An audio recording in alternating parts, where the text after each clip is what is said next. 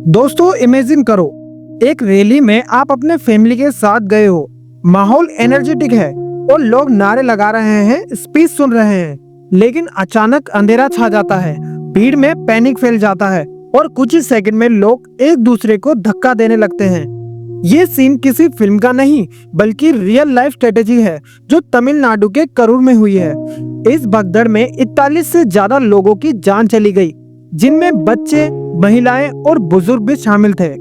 आज हम डिटेल में जानेंगे यह हादसा कैसे हुआ, इसके पीछे क्या कारण थे, किसने क्या कहा और आगे से घटनाओं को रोकने के लिए क्या स्टेप जरूरी हैं। ये रैली अभिनेता और पॉलिटिशियन विजय चंद्रशेखर की थी।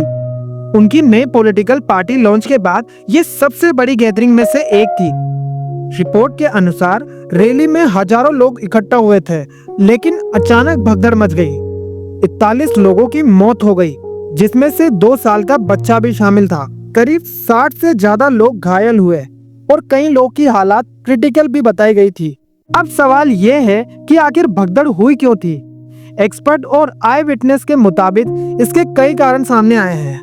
क्राउड मैनेजमेंट की कमी के कारण इतनी बड़ी भीड़ के लिए पुलिस और सिक्योरिटी अरेंजमेंट बिल्कुल इनएडिक्वेट था। दूसरा, इलेक्ट्रिक फेलियर। जनरेटर अचानक फेल हुआ और वेन्यू अंधेरे में डूब गया। लोगों को लगा कुछ गलत हो गया और पैनिक फैल गया। तीसरा, धक्का मुक्की और रास्ता ब्लॉक होने के कारण जब लोग बाहर निकलने की कोशिश करने लगे तो नैरो लेन्स और बंद रास्तों की वजह से लोग एक दूसरे पर गिरने लगे। चौथा, रैली स्टार्ट होने में डिले हुआ, जिसकी वजह से क्राउड रेस्टलेस हो गया और आगे बढ़ने लगा। और पांचवा, ये अफवाह थी कि कुछ लोगों ने बताया कि बिजली जाते ही क्राउड में अफवाह फैल गई और कोई अटैक हुआ, जिससे डर और बढ़ गया।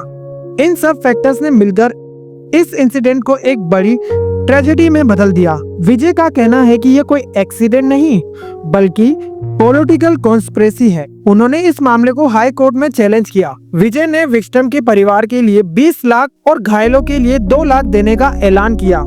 पीएम मोदी ने भी एक्स गरिता मदद का ऐलान किया। मृतकों के परिवार को 2 लाख और घायल को 50,000। वहीं सीएम स्टेलिन पर्सनल हॉस्पिटल गए और विक्टिम के परिवार से मिले।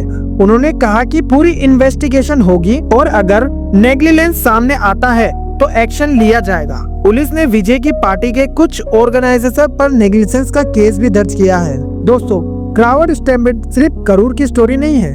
इंडिया और दुनिया में सबसे कई ऐसे हादसे हो चुके हैं।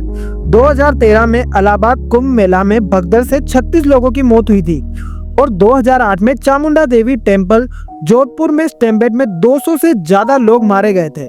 और सिर्फ इंडिया ही नहीं, 2022 में साउथ कोरिया 11 हैलोवीन इवेंट्स में भी भीड़ से दबकर 150 से ज्यादा लोग मारे गए थे। तो इस घटना से हमें यह सीख मिलती है कि रैली या बड़े बड़े इवेंट्स में ट्रेन सिक्योरिटी और क्राउड कंट्रोल जरूरी है। जनरेटर फेल होने पर तुरंत अल्टरनेट अरेंजमेंट होना चाहिए। इमरजेंसी में लोग सेफ तरीके से निकल सके और ऑर्गेनाइजेशन, पुलिस और एडमिनिस्ट्रेशन के बीच कम्युनिकेशन क्लियर होना चाहिए। पब्लिक को सीखना चाहिए कि पैनिक में कैसे रिएक्ट करना है, क्योंकि याद रखिए, पब्लिक गैदरिंग चाहे फेस्टिवल हो, पॉलिटिकल रैली या फिर कोई कॉन्सर्ट, लोगों की सेफ्टी सबसे इम्पोर्टेंट है। करूर का यह हादसा सिर्फ एक खबर नहीं है, रिमाइंडर है कि इंसानी जिंदगी से बड़ी कोई रैली, पॉलिटिकल या पावर शो नहीं हो सकता। आपको क्या लगता है, ऐसे ट्रेडिशंस में जिम्मेदारी किसकी होनी चाहिए? ऑर्गेनाइजेशन, गवर्नमेंट या दोनों? अपने विचार कमेंट में जरूर बताएं। अगर आपको ये वीडियो इन्फॉर्मेटिव लगा हो तो लाइक कीजिए, शेयर कीजिए और नॉलेज अड्डा को सब्सक्राइब करना मत भूलना।